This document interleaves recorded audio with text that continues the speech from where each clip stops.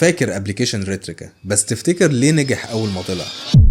كان اول ابلكيشن يعمل لك اديت للصوره قبل ما تتصور. قبلها كنا بنتصور ازاي؟ كنا بنتصور بالكاميرا العاديه، وبعد كده اخد الصوره اعمل لها اديت، احط فلتر، اعلي الكونتراست، اوطي البرايتنس. بس لما جه الابلكيشن بتاع ريتريكا بقى هو بالفعل بيحط لي الفلتر على الصوره قبل ما اتصور، يعني قبل ما ادوس على زرار الكاميرا انا شايف شكلي هيبقى عامل ازاي. فكان الابلكيشن ده بيديني ثقه في نفسي اكبر ان انا شايف شكلي حلو في الابلكيشن ده، فمش هفتح الكاميرا العاديه، كل ما اجي اتصور هفتح ريتريكا بس. وده فعليا اللي كان بيحصل وقتها. فده بالظبط اللي انت محتاج تعمله مع العميل بتاعك، محتاج تكون ريتريكا مع عميلك، وري له نتيجه الشغل لما يشتغل معاك هتبقى عامله ازاي. اعرض له شغلك دايما في موك ابس وبرزنتيشنز، مش صور على الواتساب. خليه يتخيل النتيجه لما يشتغل معاك بعد 3 شهور هتبقى عامله ازاي، في الوقت اللي هتدخل العميل فيه جوه البروسيس بتاعتك، وتعمل له سكرين شوت من الابلكيشن عشان توري له وصلت لايه، وتبتدي تعامل العميل ان هو جوز خالتك. احب اقول لك مع السلامه، مساله وقت، والعميل اول ما يلاقي بديل مناسب هيتكل على الله.